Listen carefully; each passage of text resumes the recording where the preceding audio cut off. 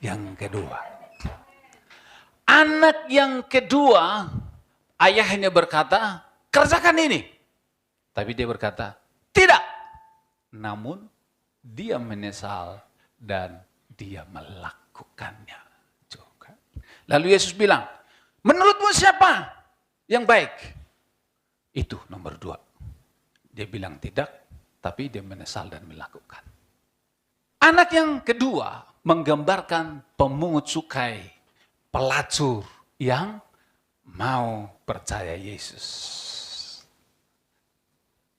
Pelacur dan pemungut cukai seolah-olah lebih berharga daripada Israel, saudara-saudara. Yesus bilang, pemungut cukai sama pelacur itu lebih berharga daripada kamu, orang-orang Yahudi yang kamu merasa hebat. Karena kamu tidak butuh keselamatan. Pelacur dan pemungut cukai adalah gambaran tentang kita. Amin. Bukankah kita semua sebenarnya adalah orang yang tidak berharga? Namun karena iman kita kepada Yesus, kita dibuat jadi berharga. Kita ini sebenarnya sama seperti pelacur, sama seperti pemungut cukai yang seperti sampah masyarakat, tidak ada gunanya, saudara-saudara. Tetapi tahukah saudara, firman Tuhan berkata, ketika engkau percaya kepada Yesus, menerima dia di hatimu, sejak saat itulah engkau diangkat jadi anaknya, engkau dijadikan berharga. Pemungut cukai, pelacur, mereka menjadi sangat berharga daripada orang yang tidak mau bertobat. Jadi orang yang mau bertobat, terima Yesus, hidupnya lebih berharga daripada orang yang tidak mau bertobat. Keberhargaan kita tidak ditentukan oleh apa yang kita miliki. Kekayaan kita tidak menentukan harga dirimu. Jadi kalau ada yang kaya, jangan sombongkan kekayaan. Kekayaan tidak berharga bagi Tuhan kalau hatimu jauh dari Dia. Amin. Apalagi saudara-saudara, kepintaran kita tidak menentukan keberhargaan kita. Jadi kalau ada anak-anak sekolah di sini, kemudian ada teman kelasnya, teman sekolahnya, wih pinter, engkau lebih berharga daripada dia. Jangan minder dengan kehebatan, kepintaran orang di sekitarmu. Engkau lebih berharga bagi Allah. Kepintaran, potensi kita tidak menentukan keberhargaan kita. Kalau ada suaranya bagus, dia bisa main musik keren, tapi tidak percaya Yesus, tidak berharga. Engkau lebih berharga. Amin. Jadi kalau ada anak-anak muda di sini jatuh cinta kepada orang di luar Yesus, engkau sedang mencintai kegelapan. Firman Tuhan berkata, gelap dengan terang tidak boleh bersatu. Enggak usah dilanjut, putuskan hari ini. Haleluya. Putuskan sebelum engkau jatuh dalam lembah yang dalam. Pak, ini dia nanti saya ajak ke gereja, kamu yang diajak. Kenapa? Karena yang kamu urusin bukan hanya pribadi yang cantik itu. Kamu ngurusin mertuamu, Pak Demu, Pak Lemu, semua. Kamu berhadapan mertuamu. Pak D-nya, Pak Le, semua. Putus. Tidak segampang itu. Mikir kalau pacaran sama orang beda iman, mikir saudara. Tidak semudah itu saudara. Jangan-jangan nanti semakin dalam, susah diputuskan.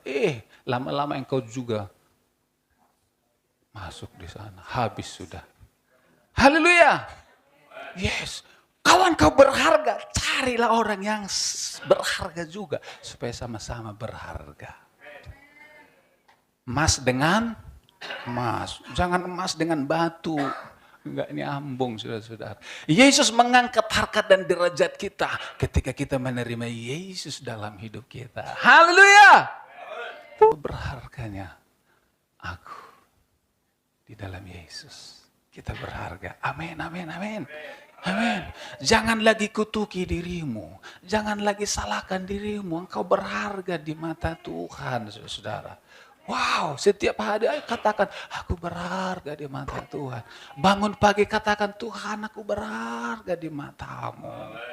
Kalau setiap pagi itu kita ingat, mungkin tidak ngomel seperti yang kemarin-kemarin, saudara. Haleluya. Oh, saudara-saudara. Walaupun engkau tidak sempurna, tetapi engkau berharga bagi dia.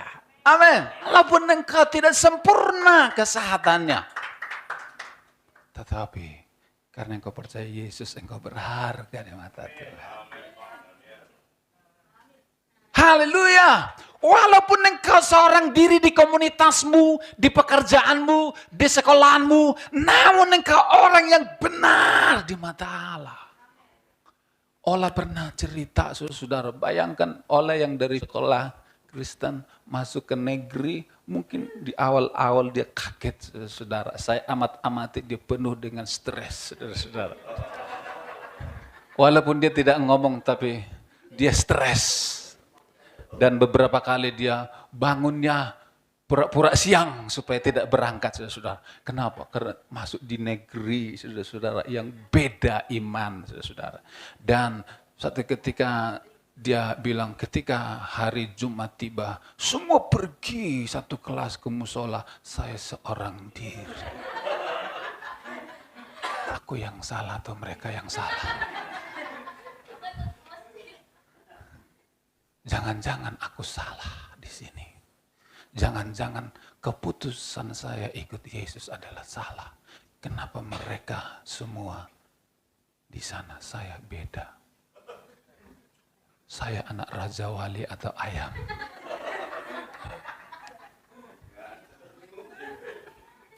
Tapi walaupun engkau seorang diri di kelas, engkau orang benar. Walaupun Mbak Sesa di pekerjaannya seorang diri Kristen mungkin, engkau orang benar.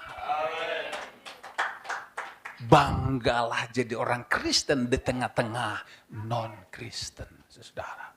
Itu sama seperti Daniel, Sadrak, Mesak, Abednego. Posisi benar tidak ditentukan oleh banyaknya orang atau pengikut. Amin. Kebenaran bukan ditentukan karena banyaknya orang ikut dia, bukan. Tapi karena Yesus adalah kebenaran. Kalau engkau percaya pada Yesus, engkau benar. Sekalipun engkau sendiri seolah-olah tidak benar, tapi engkau benar. Ini alasan untuk kita percaya diri. Bukan minder, tapi percaya diri. Amin. Jangan minder, tapi percaya diri. Sadrak, Mesak, Abednego dilempar dalam api pun, ya nggak apa-apa, lempar. Nggak bakalan kugadekan Tuhanku, katanya. Haleluya. Iya, bahkan nyawaku kugadekan. Demi Tuhanku saya siap mati. Gitu. Anak-anak muda sekarang, cewek datang, imannya hampir hancur, saudara-saudara. Haleluya. Harus seperti Sadrak, Mesak, Abednego. Sekalipun saya dilempar dalam api, saya tetap pilih Yesus. Jesus is everything. Haleluya. Jangan sombong. Tapi semakin mengasihi mereka yang terhilang. Engkau memang benar.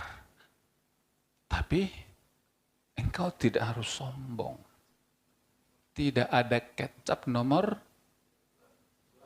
2. Betul enggak? Semua kecap nomor 1. Tapi bilanglah kecapmu nomor 1 tanpa merendahkan kecapnya orang lain. Amin. Kekristenanmu, keyakinanmu nomor 1, tapi jangan rendahkan keyakinan orang lain. Kalau merendahkan keyakinan orang lain, engkau sedang sombong dan engkau mencari malapetaka. Haleluya. Jangan cari malapetaka. Justru kita rendah hati. Dia tidak mengerti kebenaran. Kita ada di sana untuk menuntun dia kepada kebenaran.